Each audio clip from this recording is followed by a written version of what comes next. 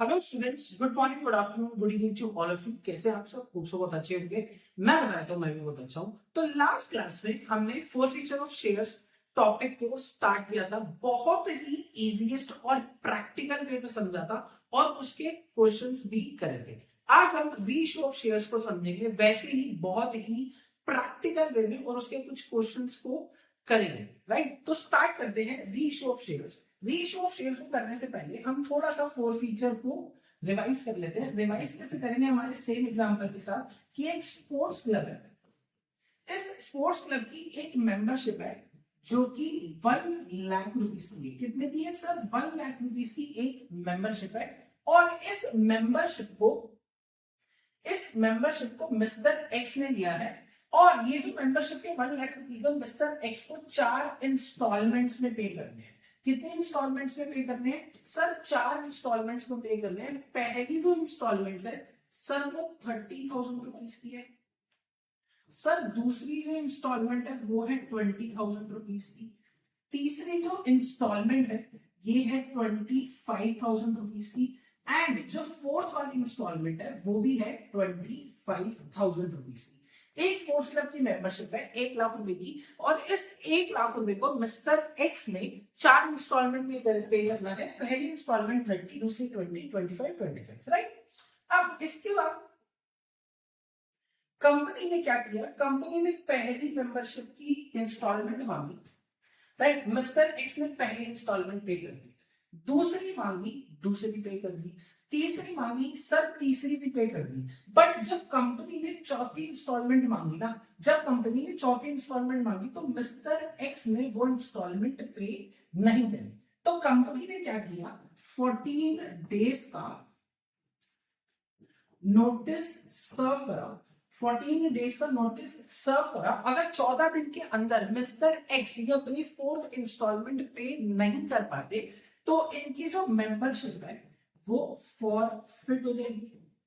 Right, तो four feature का मतलब हो गया कि कैंसिल आउट होना, कि अगर इनकी मेंबरशिप, अगर ये पैसे पे नहीं करते, फोर्थ इंस्टॉलमेंट पे नहीं करते, तो इनकी जो मेंबरशिप है वो कैंसिल आउट हो जाएगी। राइट, अब यहां पर दो चार क्वेश्चंस है कि कंपनी ने पैसे कितने मांगे। राइट, कंपनी ने पैसे कितने मांगे, मतलब कॉल्ड अप अमाउंट कितना है?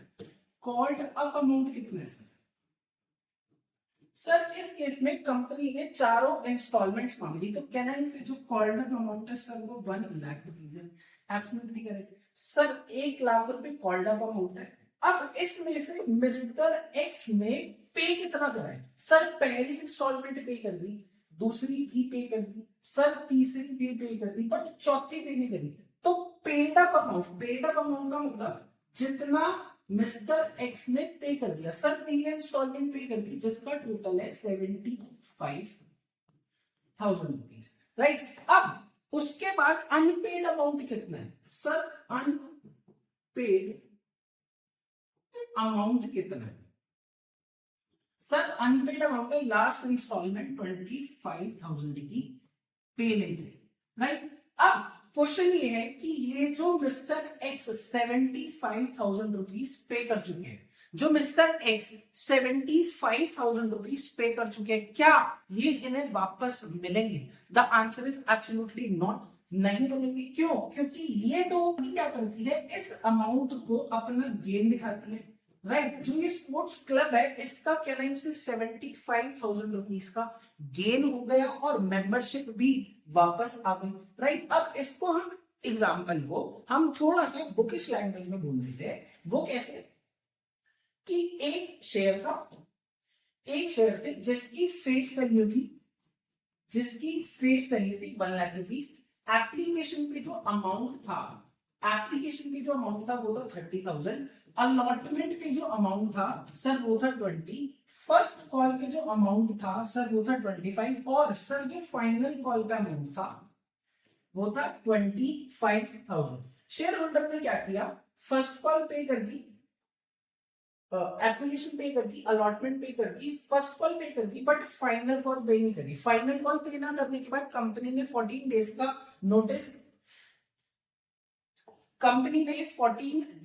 नोटिस सर्व करा और 14 डेज के बाद शेयर होल्डर ने अपनी फाइनल कॉल पे नहीं करी तो कंपनी ने शेयर फॉरफिट कर दिए। अब फॉरफिट करने के बाद कंपनी को 75,000 रुपीज का गेन हो गया इस केस में, राइट। और ये जो गेन है कंपनी दिखाती है इस गेन को फॉर फीचर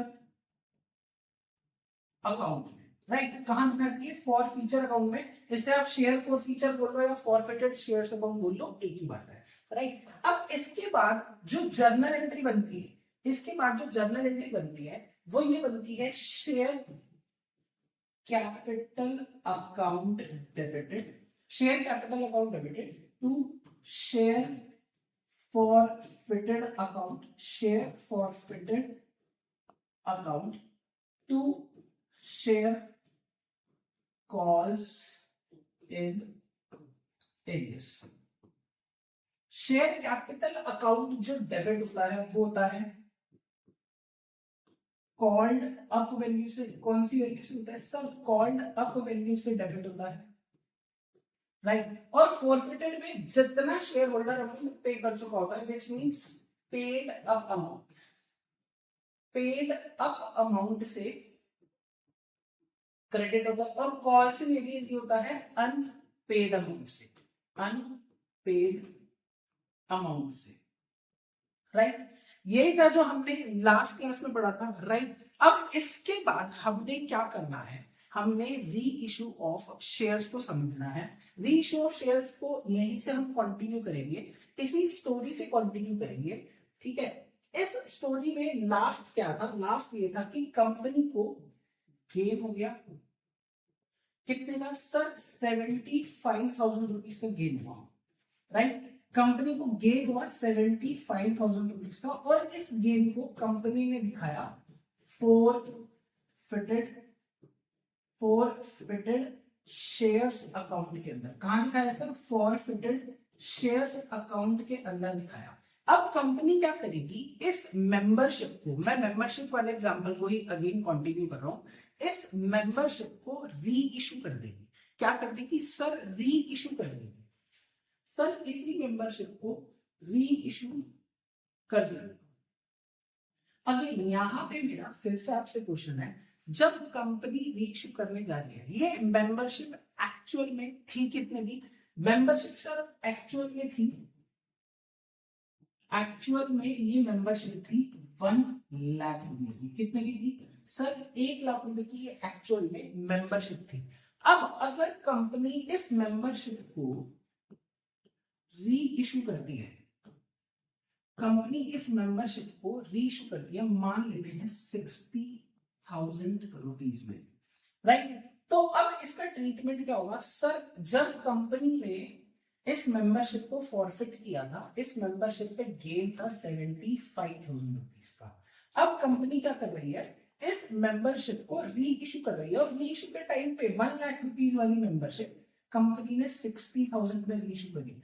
तो कहने से यहां पर कंपनी को लॉस हो गया 40,000 रुपीज का, राइट। ये पार्ट समझ आया? कंपनी को लॉस कैसे हुआ? एक्चुअल में मेंबरशिप थी 1 लाख रुपीज की, कंपनी ने उसे री इशू करा 60,000 रुपीज में, तो इस टाइम पे कंपनी को 40,000 का लॉस हो गया, राइट। अब देखो कैलकुलेशन देखना कैसे होगी। जब कंपनी ने ये मेंबरशिप को फॉरफिट करी थी तो 75,000 का गेन था, री इशू करी तो 60,000 रुपीज, 40,000 रुपीज का लॉस हुआ है। तो अगर मुझे एक्चुअल में देखना है कि कंपनी को गेन हुआ या लॉस हुआ, तो मैं कैसे देखूंगा सर? 75,000 का गेन था इस मेंबरशिप पे, और जब हमने री इशू करी तो 40,000 का हो गया मेरा लॉस। तो कहने से एक्चुअल में 35,000 रुपीज का कंपनी को गेन है इस मेंबरशिप को री इशू करने में।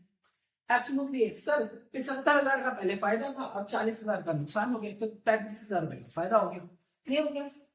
अब यहाँ पे एक बोर्ड का बहुत ही अच्छा कॉन्सेप्ट आता है, क्लास 12 सीबीएसई का बहुत अच्छा कॉन्सेप्ट आता है। कॉन्सेप्ट क्या है? मैक्सिमम डिस्काउंट का। सर मैक्सिमम डिस्काउंट का मतलब क्या होता है?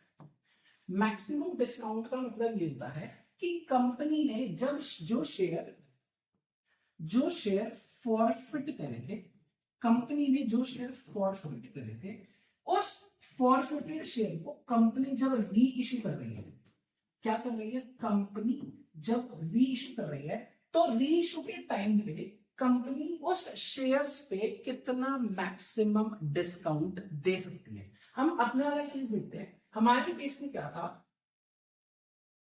75,000 रुपीज का सर गेन था।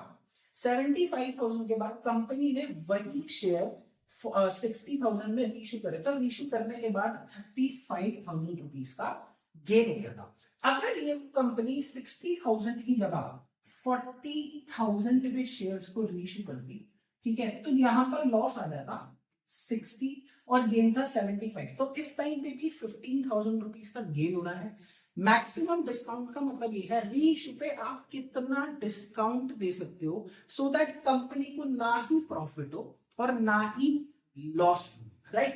तो अगर 60,000 पे भी 40,000 पे भी मैं रीइश्यू करता हूं तब भी मुझे गेन हो रहा है, बट अगर मैं इसको रीइश्यू करता हूं 25,000 रुपीज, कितने में, अगर मैं इसे रीइश्यू करता हूं 25,000 रुपीज में, तो इस केस में मुझे नो प्रॉफिट और नो लॉस होगा, ना ही प्रॉफिट होगा ना ही लॉस होगा। तो कैन आई से जो मैक्सिमम डिस्काउंट है रीइश्यू के टाइम पे क्या है, जो मैक्सिमम डिस्काउंट है रीइश्यू के टाइम पे, जो मैक्सिमम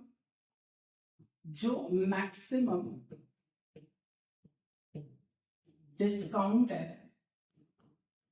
रीइश्यू के टाइम पे, वो है फोरफिटेड अकाउंट के, फोरफिटेड अमाउंट के इक्वल। मैंने जितना अमाउंट शेयर को फॉरफीचर करने के टाइम पे मुझे गेन हुआ था, एक्चुअल में उतना अमाउंट ही आ सकता है, उतना अमाउंट ही मैं मैक्सिमम डिस्काउंट में दे सकता हूं। ये बहुत इंपॉर्टेंट कॉन्सेप्ट है, बोर्ड्स के अंदर इसे 1 मार्कर में एमसीक्यू के अंदर बहुत बार पूछा गया है, राइट। क्लियर। रीइश्यू की एक बार एंट्री देख लेते हैं, रीइश्यू की एंट्री क्या होती है, फिर उसके बाद क्वेश्चन आने की कोशिश करेंगे। रीइश्यू की एंट्री होती है, सर मैंने शेयर री इश्यू करे तो ऑब्वियसली मेरे पास पैसे आए होंगे, तो बैंक अकाउंट तो सर डेबिट हो जाएगा। क्या हो जाएगा सर, बैंक अकाउंट जो है वो डेबिट हो जाएगा, और शेयर कैपिटल जो है टू शेयर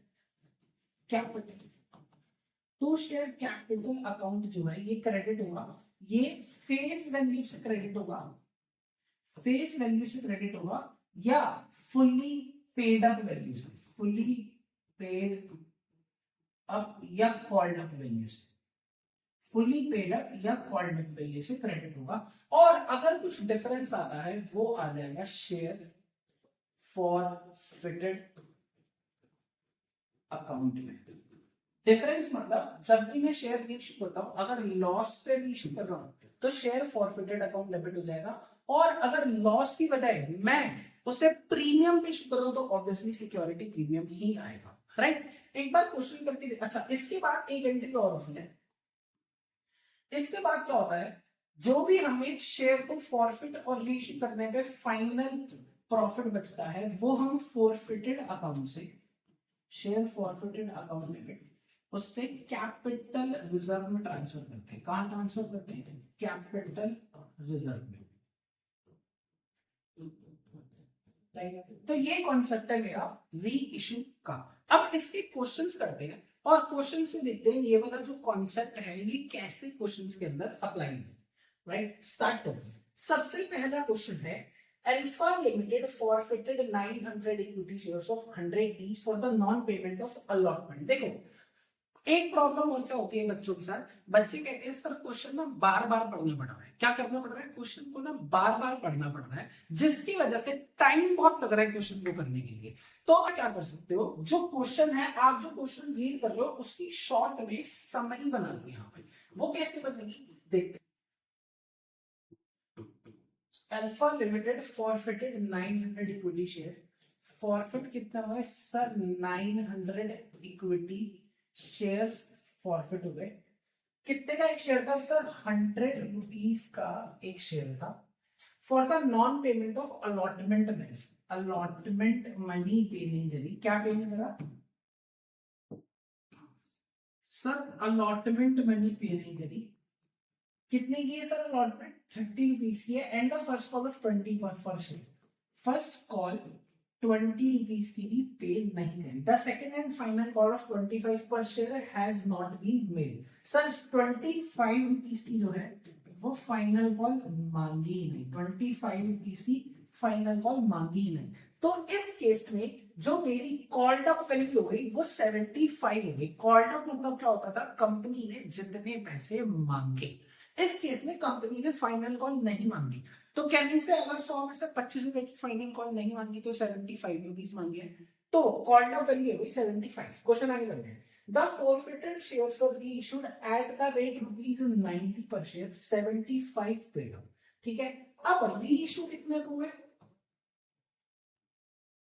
सर? रीइश्यू हुए एट द रेट ₹90, 90 रुपीज में रीइश्यू हुए, 75 पेड अप। 75 पेड अप मतलब क्या है? 90 रुपीज में इशू हुए और उसकी एक्चुअल में जो वैल्यू है वो 75 है। एक्चुअल वैल्यू का मतलब शेयर कैपिटल अकाउंट में जो आएगा वो 75 रुपीज आएगा, राइट। जर्नल एंट्री सबसे पहले फोरफीचर की होगी, share capital account debited to share forfeited account to share allotment और फर्स्ट कॉल पे नहीं करी, to share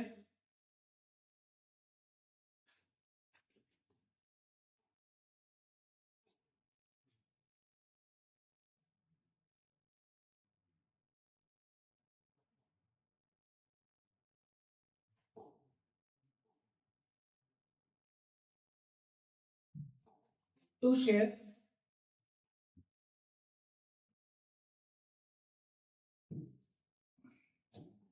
to share allotment account to share first call account। Amount डालते हैं इसमें, कितने शेयर फॉरफिट हुए सर? 900 शेयर फॉरफिट हुए, तो यहाँ पे आ जाएगा 900 इंटू 75। फॉरफिटेड कितने को पे कर चुका था सर? 75 में से 50 पे नहीं करे तो 25 पे करेंगे, तो 900 इंटू 25। और अलॉटमेंट पे कितने थे sir? 900 into 30। Sir first call पे कितने थे? 20 रुपीज, तो 900 इंटू 20, ये हो गया 18,000, ये हो गया 27,000, ये हो गया 18 और 22,500, और ये हो जाएगा 900 इंटू 75, 63, 5 इंटू 45, 67,500, राइट। अब इसके बाद मुझे क्या करना है? इसके बाद मुझे रीइश्यू की एंट्री करनी है। रीइश्यू कितने में हुआ सर? रीइश्यू हुआ है 90 रुपीज में, तो मैं यहां लिख दूं bank account debited 900 into 90 to share capital account which is 900 into 75। 90 में इशू हुआ, 75 कॉल्ड अप वैल्यू थी, टू इट मींस प्रीमियम पे इशू हुआ तो to security premium account which is 900 into 50। तो ये हो गया 81,000, ये हो गया 67,500, और ये हो जाएगा 9,000 13,500। अब इस शेयर पे हमें गेन कितना हुआ? फाइनल गेन हुआ share forfeited account debited to capital reserve account. Final gain कितना हुआ सर? फाइनल गेन जो हुआ वो हुआ मेरा 22,500 का, राइट। तो 22,500 यहाँ पर आ जाएगा 22,500, 22,500, राइट। नेक्स्ट क्वेश्चन देखते हैं। नेक्स्ट क्वेश्चन में वो कह रहा है on 1 May 2021 money plus limited forfeited 200 shares of 20 each. Sir forfeit कितने हुए? सर फॉरफिट हुए 200 शेयर्स। कितने का एक है? सर इसकी फेस वैल्यू है 20 रुपीज, 15 पर शेयर कॉल्ड अप। उसने डायरेक्टली बता दिया कि 15 रुपए पर शेयर है, वो कॉल्ड अप है। ऑन विच 10 पर share has been paid by A, तो उसने कॉल्ड अप वैल्यू बता दी क्वेश्चन में। कॉल्ड अप वैल्यू जो है वो सर 15 रुपीज है। पेड अप वैल्यू जो है, paid up value, paid up value है 10। अगर कॉल्ड अप 15 है, पेड अप 10 है, तो अनपेड कितनी हो गई? सर अनपेड ऑटोमेटिकली 5 रुपीज रहेगी, right. The directors reissued the forfeited shares to be credited at rupees 15 per share paid up for a payment of 10। Sir reissue at the rate, देखो यहां पर confusion होती है। बच्चा क्या कर देता है, वो 15 रुपए में रीइश्यू कर देता है, बट अगर आप ध्यान से इसको पढ़ो, वो कह रहा है रुपीज 15 पर शेयर पेड अप, 15 रुपए पेड अप है फॉर अ पेमेंट ऑफ 10 पर शेयर। तो एक्चुअल में ये जो रीच हुआ है ये 10 रुपीज में रीच हुआ है, तो रीच हुआ एट द रेट रुपीज 10। और पेड अप वैल्यू कितनी है? पेड अप वैल्यू जो है वो है 15 रुपीज। जनरल एंट्री पास करते हैं। सर फॉरफिटेड हुए 200 शेयर, तो ये एंट्री आ जाएगी शेयर कैपिटल अकाउंट डेबिटेड। कितने से आएगा? सर 200 शेयर के कॉल्ड अप वैल्यू है 15, तो ये हो गया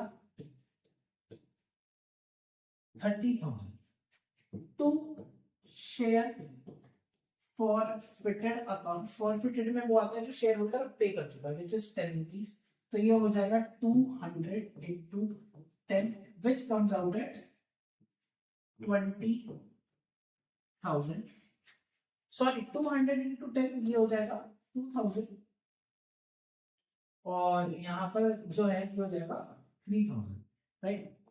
देन इसके बाद to share calls in arrears, क्या हो जाएगा? Share calls in arrears account. Share calls in arrears मतलब जो अनपेड है, तो 200 into 5 which comes out at 1000। तो ये मेरी 4 फीचर की एंट्री हुई। देन इसके बाद मुझे क्या करना है, मुझे रीइश्यू की एंट्री करनी है।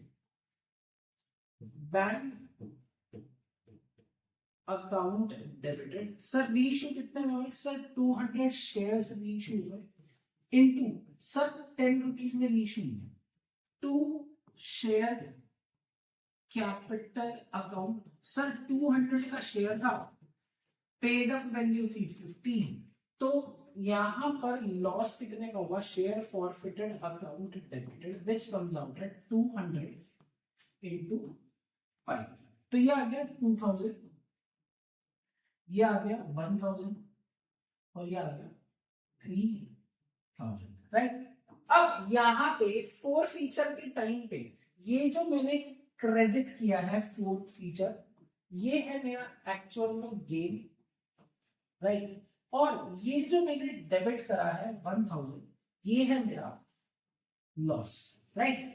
लॉस कैसे हुआ एक बार दोबारा समझा देता हूँ। री इशू मैंने कितने में किया? सर 10 रुपए में मैंने री इशू किए।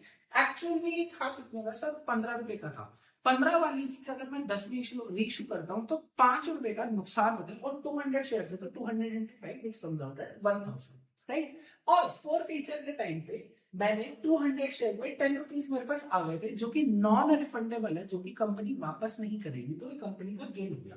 तो एक्चुअल गेन अगर मुझे निकालना हो, जो मुझे कैपिटल रिजर्व में ट्रांसफर करना है, वो हुआ 200 minus 1000 which comes out at 1000। तो share forfeited account debited to capital reserve account which comes out at 2000 का सिर्फ गेन था और 1000 का लॉस हो गया at the time of issue, तो 1000 rupees, right. Next, X Limited forfeited 100 shares of 10 each called up 8 rupees। कितने share forfeit हुए?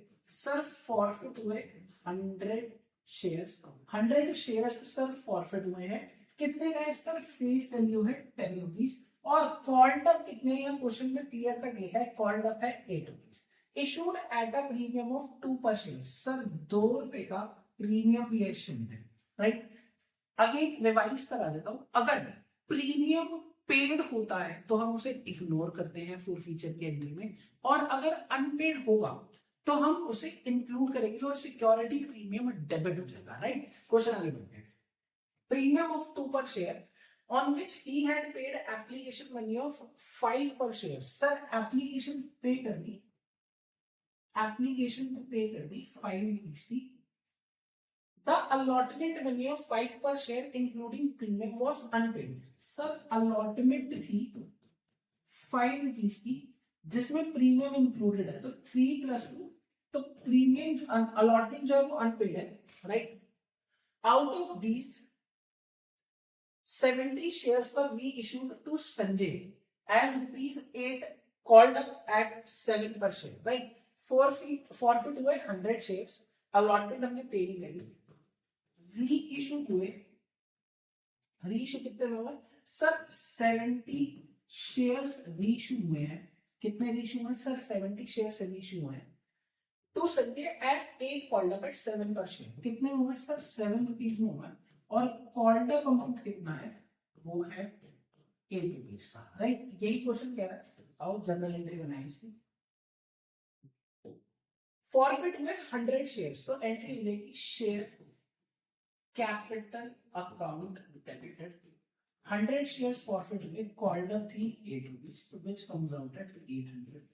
प्रीमियम अनपेड है तो security premium account debited, which comes out at 100 into 2, 200.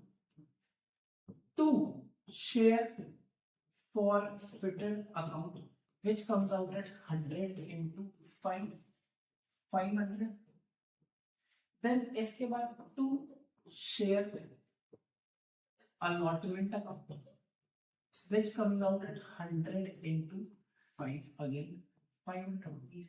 ये मेरा forfeit हो गया, right. अब इसके बाद रीइश्यू की एंट्री देखते हैं, share capital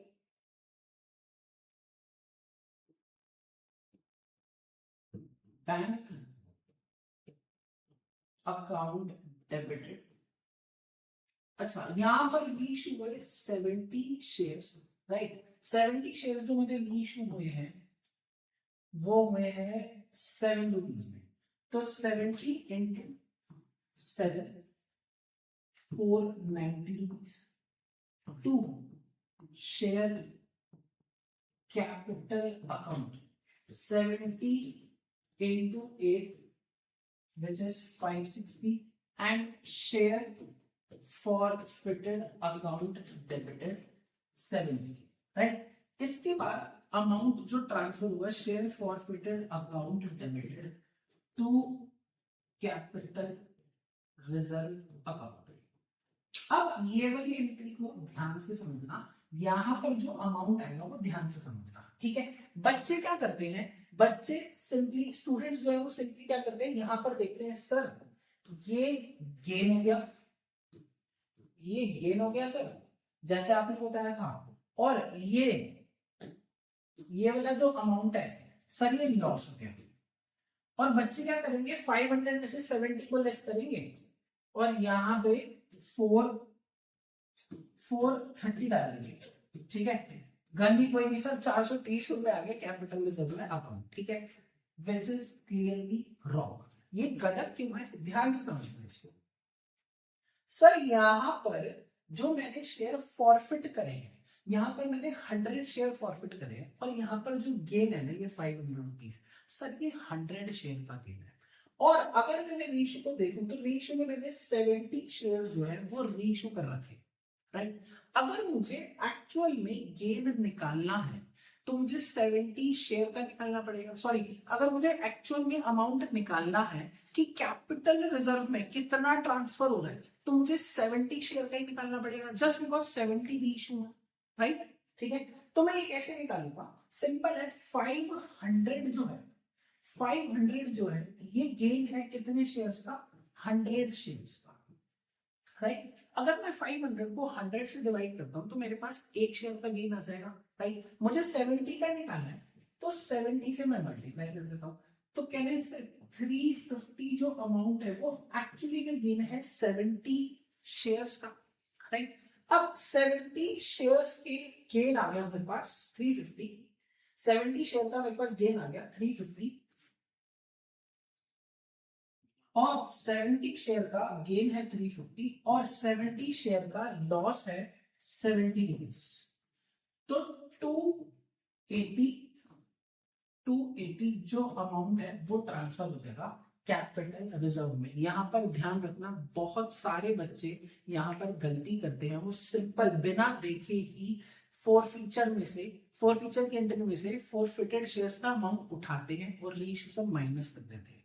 point to be noted, ध्यान रखना रीइश्यू कितने शेयर्स हुए हैं, अगर रीइश्यू कम हुए हैं तो आपको अमाउंट ऐसे करके निकालना ही पड़ेगा, राइट। नेक्स्ट क्वेश्चन देखते हैं, 50 शेयर्स ऑफ 10 ईच, कितने शेयर्स है सर, 50 शेयर्स है, कितने का एक है सर, 10 रुपए का एक शेयर है, issued at a premium of 4 पर शेयर, 4 रुपए की प्रीमियम पे ये इशू है, विद अलॉटमेंट वर, प्रीमियम पर share payable in allotment were forfeited for non payment of allotment money of 8 पर शेयर। सर अलॉटमेंट इसमें पे नहीं है, 8 रुपए की है, सो 4 + 4 हो गया, ये अनपेड है, राइट।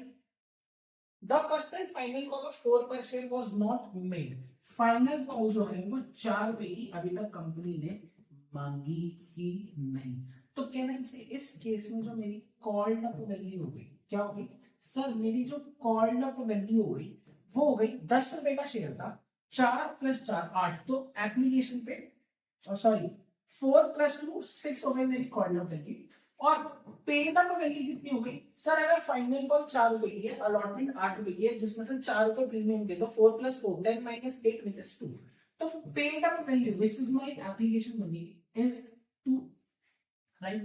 आगे बढ़ते हैं, the forfeited shares were reissued at 15 पर शेयर फुल्ली पेड, सर ये रीइश्यू हो गए, ये रीइश्यू हो गए कितने में, एट द रेट ₹15 पर शेयर, फुल्ली पेड अप, 15 रुपए में हो गया fully paid up, right.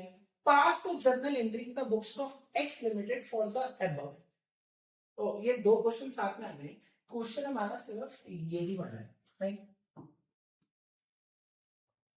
Journal entry बनाते, 50 शेयर्स हुए फॉरफिट, तो एंट्री हो जाएगी share capital account debited which is 50 into called up value है 6, प्रीमियम अनपेड है तो security premium account debited which is 50 into 4 to share allotment account to share forfeited account, ये हो जाएगा 50 into 8 और ये हो जाएगा 50 into 2, ये आ गया 300, ये आ गया 200, ये आ गया 400, ये आ गया 100, राइट। उसके बाद रीइश्यू देखते हैं, रीइश्यू हो गया 15 पर शेयर फुल्ली पेड अप, 15 पर share means bank account debited, 50 into 50 to share capital account 50 into, sir यहाँ पर 10 रुपीज आएगा क्योंकि फुल्ली पेड अप है, फुल्ली पेड अप के आगे अगर अमाउंट नहीं दे रखा होता तो आप फेस वैल्यू से मल्टीप्लाई करते, राइट। 10 वाली चीज 15 में इशू, तो कहने से प्रीमियम में इशू होगा तो टू सिक्योरिटी प्रीमियम अकाउंट हो गया मेरा 50 into 5, तो ये हो गया 250, ये हो गया 500 and this one is 750, last entry जो शेयर फॉरफिटेड अकाउंट है, उसका जो अमाउंट है, जो एक्चुअल गेन है, वो ट्रांसफर कर देंगे कैपिटल रिजर्व। और एक्चुअल गेन कितना था सर? एक्चुअल गेन था हमारा 100 रुपीज का, तो यहाँ पर 100 रुपीज ट्रांसफर हो जाएंगे। राइट, आई होप आपको रीइश्यू ऑफ शेयर्स समझ आया होगा। इसमें दो बातें ध्यान रखनी है, जो शेयर फॉरफिट हो रहे हैं और जितने शेयर रीइश्यू हो रहे हैं, अगर वो सेम नहीं है तो आपको फॉरफिटेड शेयर्स का अमाउंट जो है वो निकालना पड़ेगा, और निकालने के बाद ही आप कैपिटल रिजर्व में ट्रांसफर करोगे। दूसरी चीज, दूसरी गलती क्या होती है, बच्चे फुली पेड अप को कई बारी इशू रीइशू वैल्यू समझ लेते हैं। तो ये दो बातों का ध्यान रखना, ये क्वेश्चन कभी भी गलत नहीं होगा। आई होप आपको ये लेक्चर अच्छा लगा होगा। नेक्स्ट क्लास में हम प्रो राटा अलॉटमेंट स्टार्ट करेंगे। Thank you so much, bye bye, take care.